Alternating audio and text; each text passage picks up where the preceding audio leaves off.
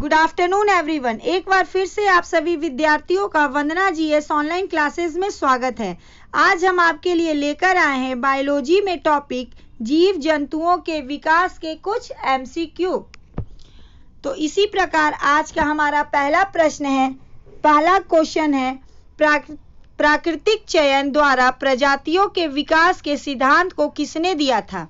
तो देखिए हमारा 4 ऑप्शन दिया गया है। पहला है डार्विन, दूसरा है मेंडेल, तीसरा है डाल्टन, चौथा है मॉर्गन। तो इसका सही उत्तर होगा डार्विन। चार्ल्स रॉबर्ट डार्विन ने अपनी पुस्तक प्रजातियों की उत्पत्ति के विकास के सिद्धांत को दिया था। उनके द्वारा प्रस्तावित सिद्धांत को प्राकृतिक चयन का सिद्धांत भी कहा जाता है। तो इसी के साथ अब हम अपने अगले प्रश्न यानी प्रश्न नंबर 2 की ओर बढ़ते हैं। तो जैसा कि आप अपने स्क्रीन पर देख सकते हैं, प्रश्न नंबर 2, आनुवांशिकी के पिता के रूप में किसे जाना जाता है। तो पहला है मेंडेल, दूसरा डार्विन, तीसरा डाल्टन, चौथा मैरी क्यूरी। तो इसका सही उत्तर होगा option number B, Darwin. Gregor Mendel को आनुवंशिकी के पिता के रूप में जाना जाता है क्योंकि उन्होंने आनुवंशिकता के बुनियादी सिद्धांतों की खोज की थी।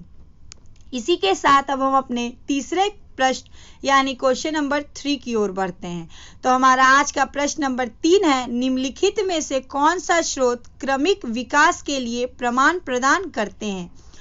तो इसका 4 ऑप्शन है। पहला ऑप्शन सुनिए, होमोलॉग्स ऑर्गन्स, एनालॉग्स ऑर्गन्स, जीवाश्म या उपयुक्त सभी। तो इसका सही उत्तर होगा उपयुक्त सभी। महत्वपूर्ण स्रोत जो क्रमिक विकास के लिए प्रमाण प्रदान करते हैं जैसे होमोलॉग्स ऑर्गन, एनालॉग्स ऑर्गन और जीवाश्म हैं।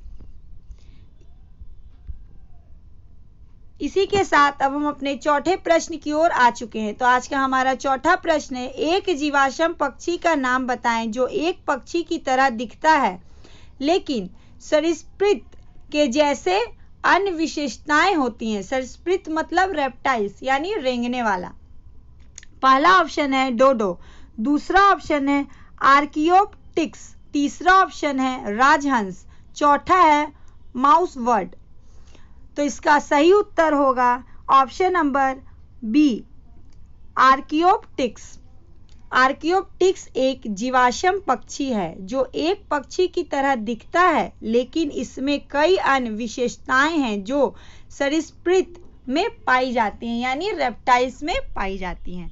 तो इसी के साथ अब हम अपने 5वें प्रश्न की ओर बढ़ते हैं। तो हमारा आज का 5वां यानी क्वेश्चन नंबर 5 है, उन ऑर्गन्स के नाम बताएं जिनकी रचना अलग अलग प्रकार की है लेकिन समान रूप से दिखते हैं और एक ही जैसे कार्य करते हैं। तो 4 ऑप्शन हमें दिया गया है। तो पहला ऑप्शन हमारा है एनालॉग्स ऑर्गन्स, दूसरा है होमोलॉग्स ऑर्गन्स, तीसरा है दोनों ऑप्शन नंबर ए और बी, चौथा है ना ए और ना बी।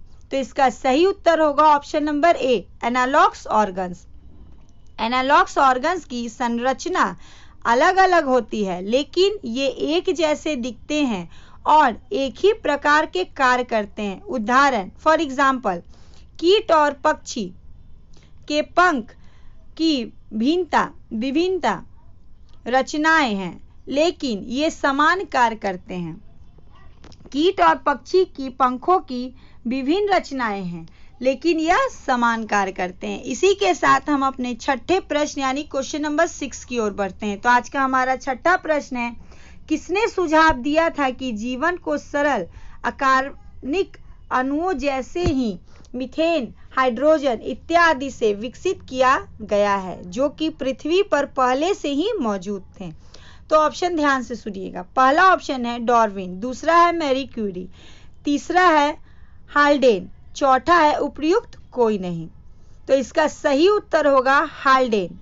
एक ब्रिटिश वैज्ञानिक JBS हाल्डेन ने 1929 में सुझाव दिया था कि जीवन को मीथेन, हाइड्रोजन इत्यादि जैसे सरल अकार्बनिक अणुओं से विकसित किया गया है जो कि पृथ्वी पर बनने के तुरंत बाद से मौजूद थे। इसी के साथ हम अपने प्रश्न नंबर 7 की ओर बढ़ते हैं। एप्स किससे विकसित हुए हैं? पहला अभयचर, दूसरा ऑर्थोपोडा, तीसरा स्तनधारी या चौथा सरीसृप। तो इसका सही उत्तर होगा सरीसृप। 165 से 150 मिलियन वर्ष पूर्व जुरासिक के दौरान थेरोपॉड डायनासोर से विकसित हुए पक्षी हैं। पक्षी डायनासोर से संबंधित ही नहीं बल्कि वास्तव में डायनासोर ही होते हैं। तकनीकी रूप से फिलोजेनेटिक प्रणाली के अनुसार स्तनधारी भी सरीसृप होते हैं। इसी के साथ अब हम अपने 8वें प्रश्न की ओर बढ़ते हैं। तो आज का हमारा 8वां प्रश्न है, पृथ्वी पर जीवन की उत्पत्ति का सिद्धांत किसके द्वारा प्रस्तावित किया गया है? तो पहला ऑप्शन सुनिए, हाल्डेन, दूसरा है स्टेनली मिलर, तीसरा है हेरोल्ड सी यूरे, चौथा है लैमार्क।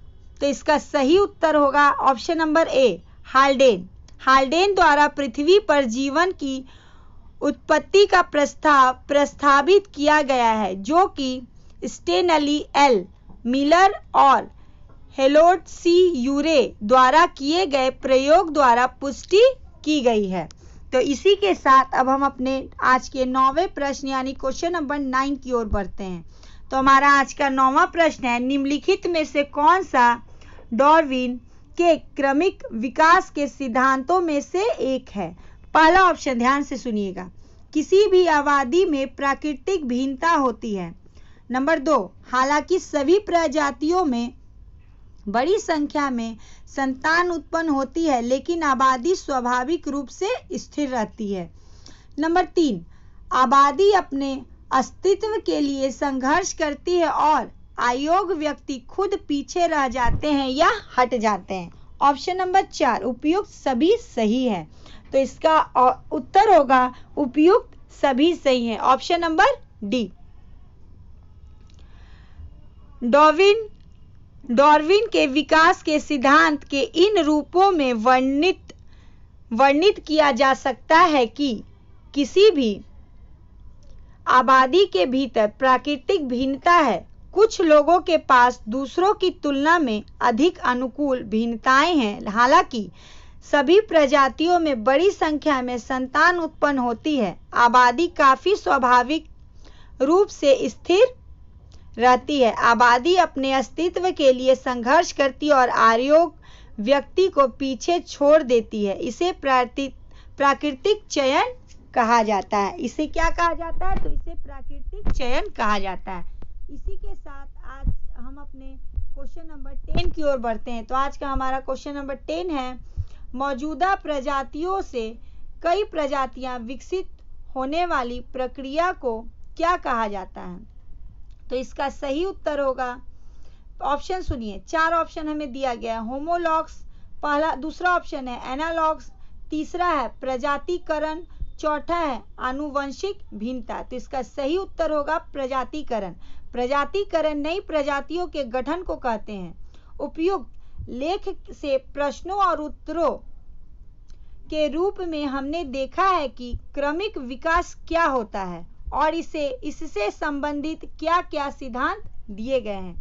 तो इसी के साथ मैं आपसे यह निवेदन करना चाहती हूँ या रिक्वेस्ट करना चाहती हूँ कि हमारे वीडियो को अधिक से अधिक लाइक करें, शेयर करें और जो विद्यार्थी YouTube वंदना GS ऑनलाइन क्लासेस के प्लेटफॉर्म पे जो भी विद्यार्थी नए हैं, प्लीज़ इस चैनल को सब्सक्राइब करें ताकि हमारे सभी सब्जेक्ट के हर वीडियो ज़्यादा से ज़्यादा आप तक पहुंच सके और आप इस वीडियो का भरपूर लाभ उठा सकें।